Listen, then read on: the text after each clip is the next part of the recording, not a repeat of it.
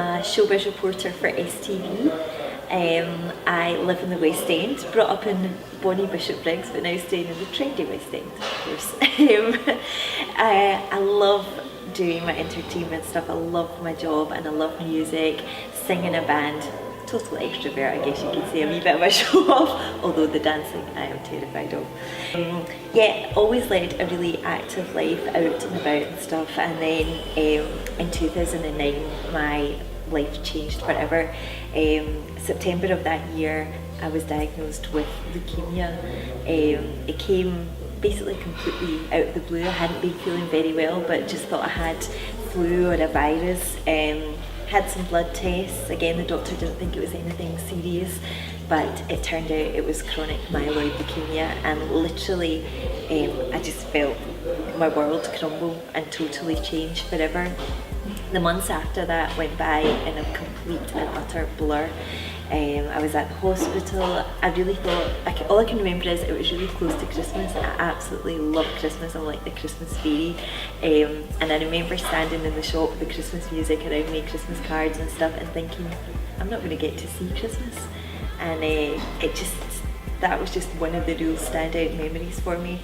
But time passed and I got onto on taking my medication. I take chemotherapy in tablet form, and I started to realise that I wasn't necessarily dying of cancer, I was living with cancer. And somebody got in touch with me to say, have you ever been to Maggie Centre? Now I'd heard of it, but I have to be honest and say I didn't really know what it was.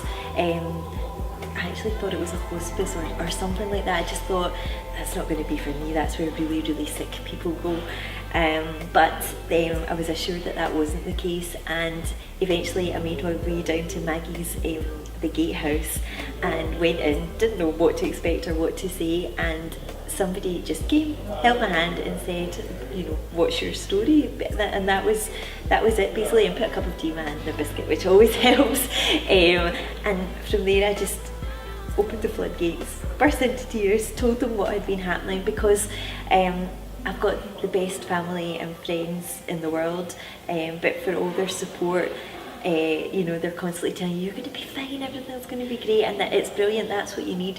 But sometimes having somebody who is a step away from that, and you can just say exactly what you're feeling without worrying about upsetting someone else, it was like such a weight was lifted off me.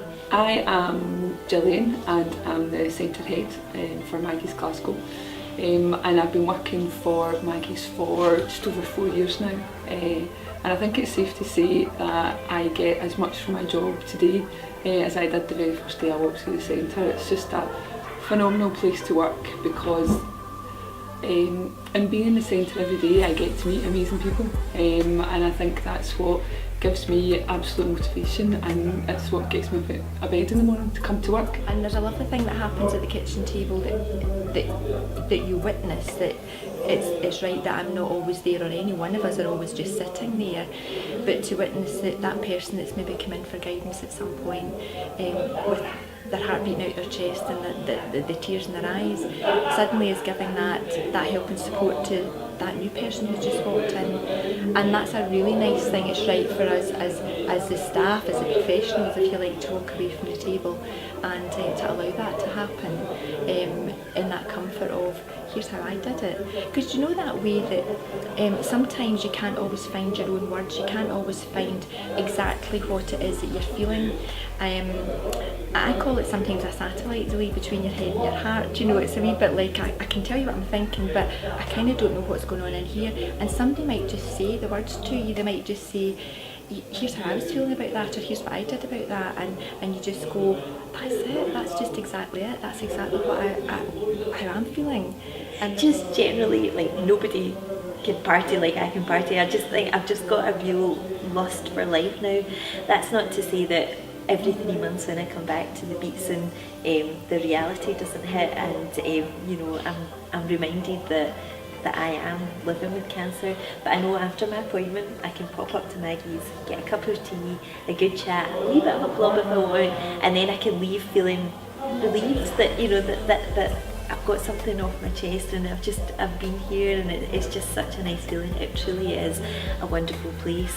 I know Maggie's doesn't run like this, it doesn't look like this for nothing. So many people put their heart and soul into it, and so many people raise vital funds for it, and everybody is so grateful. If you come down here to one of the events, or even just pop in and have a cup of tea, you will see how much it means to everyone, and how every penny really goes to changing so many people's lives. Not just the patients, but the family and friends who can come here and just feel some sense of comfort and some sense of knowing that there's someone they can talk to, or somewhere they can be, to escape from, you know, other things that they're maybe going through. So it really is a magical place.